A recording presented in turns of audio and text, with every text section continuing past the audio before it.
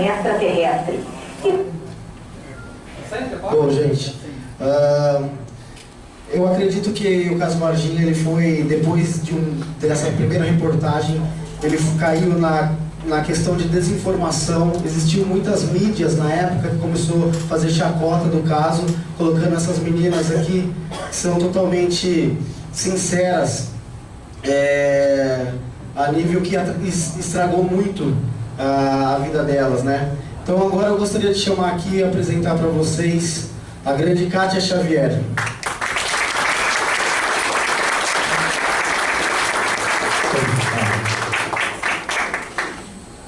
Ela está um pouquinho nervosa. Demais. Mas... São poucas palavras também. Não é que vocês querem me ouvir tanto, mas...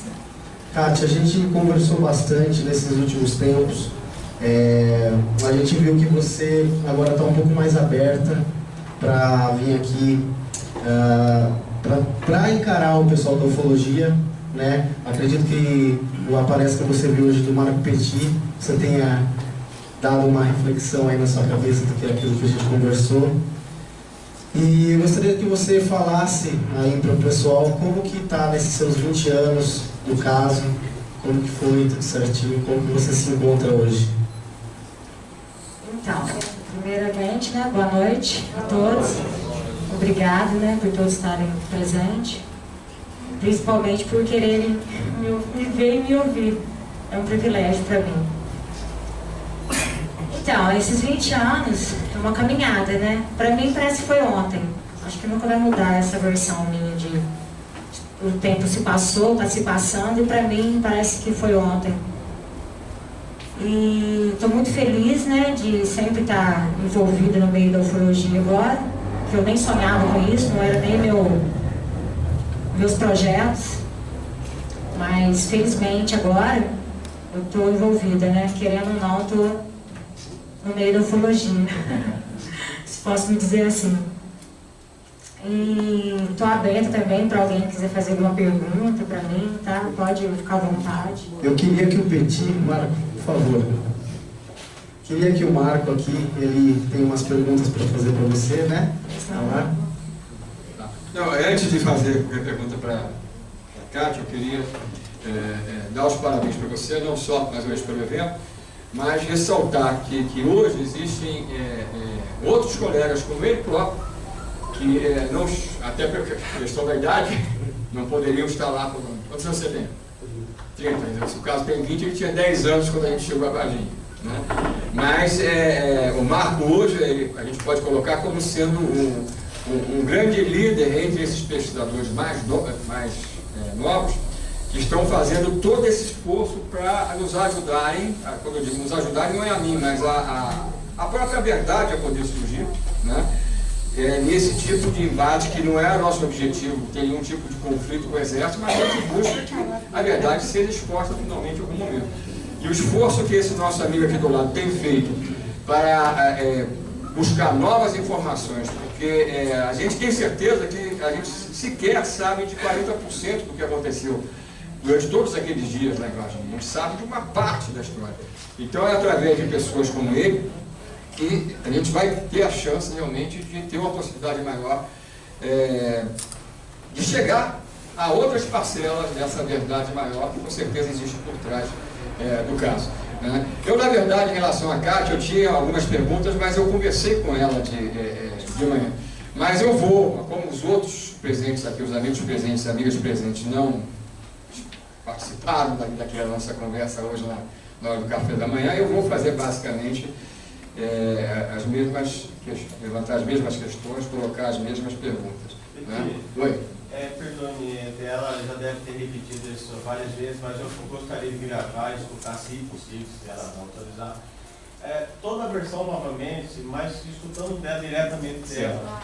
Eu acho que você podia, de início, contar exatamente como foi a história do dia 20 de janeiro daquela tarde. Você não quer fazer as perguntas antes? Não, acho que as perguntas aqui vão ter mais sentido depois de você contar para eles ouvirem diretamente. Tá? Falta detalhe, desde o começo. Então, dia 20 de janeiro, Para mim foi um dia assim muito estranho, muito estranho.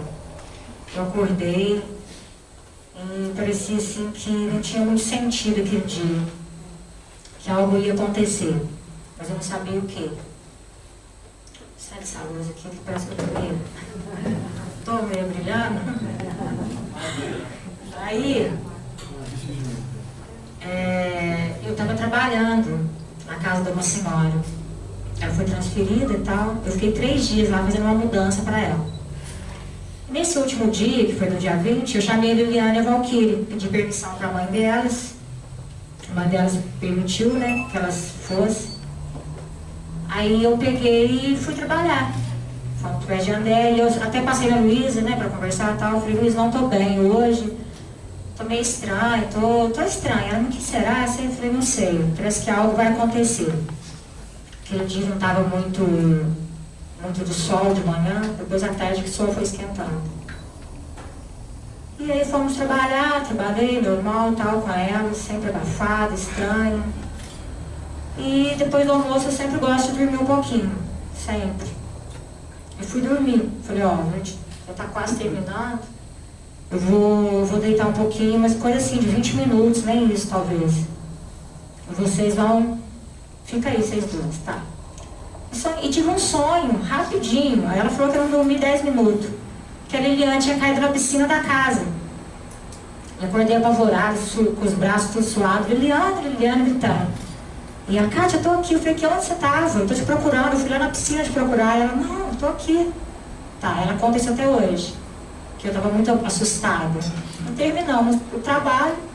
E antes disso, eu lembro que eu liguei pra Luísa. Luísa, já terminamos. Tô descendo com os meninos. Você tá bem? Eu falei, mais ou menos. Mas você tá legal? Eu falei, não sei. Parece que eu tô ainda meio estranha, mas tá melhorando. E fui embora. E nisso a gente sempre pegava um caminho. E eu tô descendo com ela por esse caminho. Só que tinha uns rapazes assim, elas de menor, né? E a gente passando pelo meio do mato e tal. Eu falei, vamos desviar? Vamos sair desse lugar aqui? Vamos passar em outro lugar? Porque tem uns caras ali. Elas, tá bom. Pegaram o meu braço e deu uma subidinha e saí nesse trio. Quando chego nesse trio, antes de eu entrar no trio, eu já senti algo assim, diferente, mas não sabia o que, né? E quando olhamos para o muro, avistamos eu, primeiro, uma coisa estranha, que eu nunca tinha visto, marrom, com os olhos vermelhos, com 3 furos na cabeça, acima da testa, com os braços cheios de veias, com o pescoço, assim, não muito junto com o ombro mais aberto. Uma coisa estranha que eu nunca tinha visto na minha vida. Mas foi uma coisa tão assim, rápida, tão perto, como daqui no marco, sabe? E a impressão, como daqui no marco, o trio é bem, né? O marco, você. E assim, tão perto, tão assim, estranho, não fez nada, não teve nenhuma reação com nós, só olhou para nós, que, pelo grito, né, que mulher. Aí gritamos, sabe, correndo, tudo assustada, tudo nervosa. Descemos, olhando para trás. Uma delas olhou para trás porque eu não tinha nem coragem, nem perna mais, porque eu estava, sei lá, estava muito estranho. E fui embora com elas, descendo para casa. Chegou na esquina de casa, encontrei com a Luísa, quase chegando na esquina de casa. Voltamos no local, tive que voltar com a Luísa, porque ela queria saber o que eu tinha visto, por que eu estava branca, por que eu estava chorando, por que esse menino estava daquele jeito. Voltamos de caminhonete. Chegou lá no lugar, não tinha nada.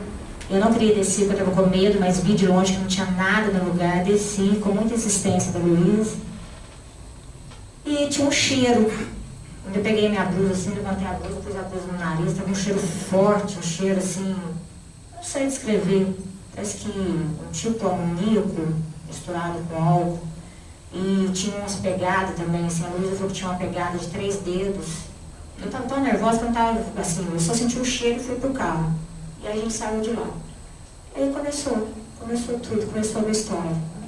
Né? Aí vem Fantástico, aí o Dr. Birajara veio para nos ajudar. para falar o que tinha acontecido com a gente, o que a gente tinha visto, o que aconteceu naquele dia. E estou aqui até hoje. Ele estava agachado, não é isso? Sim. Pela distância que você estava, quando você olhou, mesmo ele agachado, você imagina que ele era de que tamanho? Ele era da nossa altura ou ele poderia ser menor que um ser humano normal? Menor. Menor. Não tinha a altura de um homem assim. Não. Eu, mais ou menos, eu avistei ele, não tinha a altura de um homem. Quanto de altura? Eu creio que um pouco assim, mais ou menos, assim, menor que eu. Não é muito de salto, mas menor que eu, entendeu? E o peso dele? Não, magro. Mas aí, magro. Agora, muita coisa foi dita em cima da informação que vocês deram, por exemplo, essa questão de que ele olhou para vocês, muita coisa foi vinculada em cima do que vocês tinham dito que vocês viram. Aí, por exemplo, você ouviu algum barulho? Ele emitia algum barulho? Nenhum som. Nenhum. E aquela história que na época, eu acho que vocês comentaram, ou alguém acrescentou, de que vocês acharam que ele estava com um sentimento de sofrimento, como se ele estivesse sofrendo. Isso é verdade? Vocês perceberam isso? Foi a hora que ele olhou para nós, que aí eu peguei e falei, nossa, né, dei um grito, o que é isso? Que coisa estranha. A Liliana já olhou, meu Deus, a Valquíria também gritou. Então, na hora que ele olhou, que foi assim, ele não fez movimento rápido. Na hora, eu tenho a impressão que ele deve, né, que na hora que eu vi, ele estava devagarzinho virando o pescoço. Então, passou uma sensação assim, estou sofrendo. Então, aquilo ficou marcado, e onde tem uma das entrevistas que eu dei a respeito disso. Na época, eu até fiquei assim, meio confusa, não queria falar mais, porque eu estava assim, tendo um sentimento com aquilo, entendeu? Mas aí eu mesmo fui trabalhando, fui sabendo administrar aquilo, que não era minha culpa de aquilo acontecer, né? Ô, Kátia, Só um minutinho. recentemente no programa do Geraldo Luiz, na entrevista que você deu para o repórter, aí você disse que tem coisas ainda sobre o que você viu que você não disse ainda. Aí eu queria saber o que são essas coisas que você inclusive dá a entender que assim não pode dizer determinadas coisas. Queria que você falasse sobre isso. Então, não foi assim, dessa forma, entende? Eu disse assim, teve um pessoal, aliás, o Geraldo perguntou assim, policiais te procuraram, foram atrás de você, te ameaçaram? Aí eu falei assim, eu sei até onde eu posso ir com essa história, que é a minha história. O que você perguntar para mim, o que aconteceu comigo naquele dia e antes e depois daquele dia, eu te respondo. Mas até então, policial, eu não sei nada, porque eles nunca procuraram a gente, entendeu? Então eu quis que ele entendesse dessa forma. Tá bom? Obrigado. Você argumenta que se arrependeu por ter passado por essa experiência. Você ainda vai na mesma argumentação? Porque parece que a experiência não te auxiliou muita coisa, não. Aliás, ao contrário, te prejudicou em muita coisa. Sim, no começo, quando aconteceu tudo, me prejudicou sim. Aí eu fui colocando aquilo no papel. Poxa, aconteceu isso comigo. Eu me separei, né? Eu já estava naquele lenga-lenga e tal, mas ajudou. Porque até então não tinha paz na minha casa, não tinha tempo para minha família, não tinha tempo para meus filhos, não tinha tempo nem para mim. Eu estava grávida, não tinha nem tempo de cuidar da minha gravidez com a minha filha, hoje tem 20 anos, que é a Luana. Então, eu fiquei assim, eu tenho que colocar no papel o que me faz bem e o que não me faz, né? No começo e tal. Depois, ao passar do tempo, a vida da gente vai mudando, né? Você vai ficando mais velha, a cabeça muda, então aquilo vai crescendo junto com você. Então, hoje, eu tenho assim, eu penso diferente. Hoje, 20 anos já, entende? Tem sim, tem uns benefícios, tem sim.